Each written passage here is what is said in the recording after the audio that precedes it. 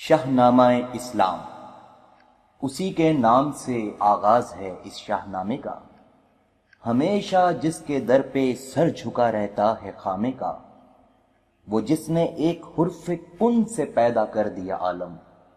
کشاکش کی صدائے ہا ہو سے بھر دیا عالم۔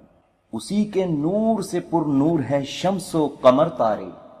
وہی ثابت ہے جس کے گرد گھومتے ہیں یہ سیارے۔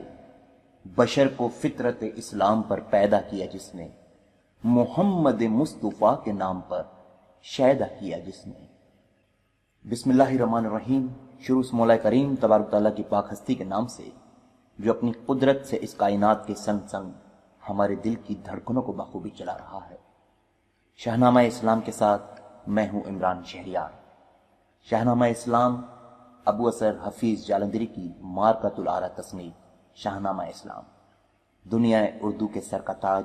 شاہنامہ اسلام، جس کو حفیظ جالندھری نے بہت ہی محبت سے قلم بند کیا اور قوم کی خدمت میں پیش کیا۔ شاہنامہ اسلام جس میں ابو اثر حفیظ جالندھری نے حضرت آدم علیہ السلام سے لے کر غزوہ احزاب تک کے تمام تر واقعات کو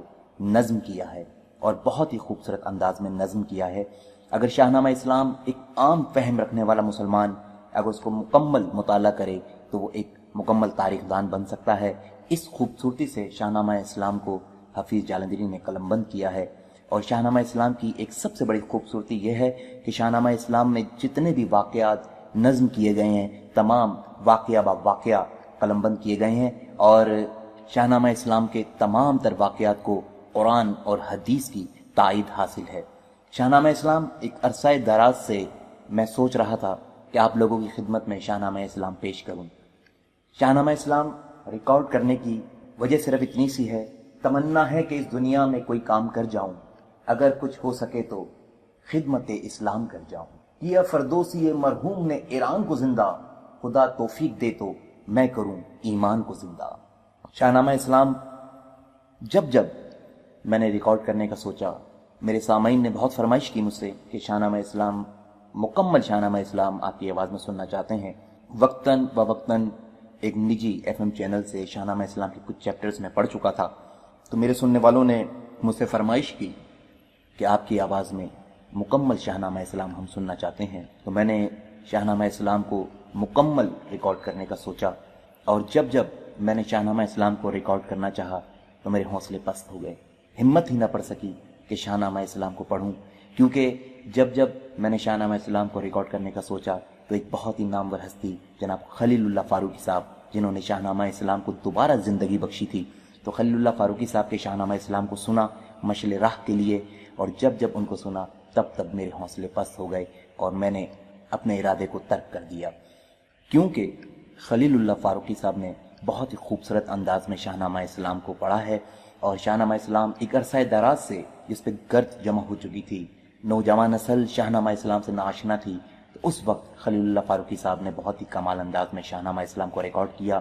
اور عوام الناس تک پہنچایا، جیسا کہ حفیظ کی بھی یہی خواہش تھی کہ ان کا شاہنامہ اسلام عوام الناس تک پہنچے۔ خلیل اللہ فاروقی صاحب نے حفیظ جالندھری صاحب کی اس خواہش کو پورا کیا اور اس انداز میں شاہنامہ اسلام کو پڑھا انہوں نے کہ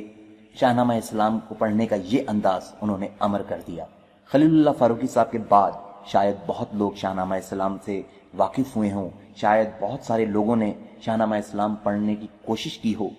مگر یہ بات حقیقت ہے کہ خلیل اللہ فاروقی صاحب نے شاہنامہ اسلام پڑھنے کا جو حق ادا کیا ہے وہ کوئی دوسرا نہیں کر سکتا۔ یہی بات تھی کہ جو میرے حوصلوں کو پست کر دیتی تھی، مگر کچھ اہل ذوق دوست، کچھ سننے والے جنہوں نے فرمائش کی اور انہوں نے کہا، انہوں نے میری ہمت بندھائی، انہوں نے کہا کہ ایک بار کوشش تو کرو، تو پھر میں نے اس سلسلے کا آغاز کیا۔ آج سے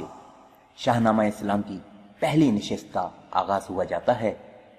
صفحہ بصفحہ، سطر بسطر ہم تاریخ کا سفر طے کریں گے، حضرت آدم علیہ السلام سے لے کے انشاءاللہ تعالی غزوہ احزاب تک کے تمام تر واقعات جو حفیظ جالندھری صاحب نے قلم بند کیے ہیں، وہ واقعات آپ کی خدمت میں پیش کروں گا۔ مجھے یقین ہے کہ آپ بھی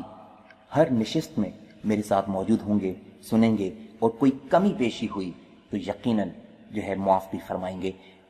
اور اگر میری یہ کاوش آپ کو پسند آتی ہے تو مجھے یقین ہے کہ آپ میری حوصلہ افزائی بھی کریں گے۔ بہت شکریہ، ملتے ہیں شاہنامہ اسلام کی باقاعدہ نشست میں۔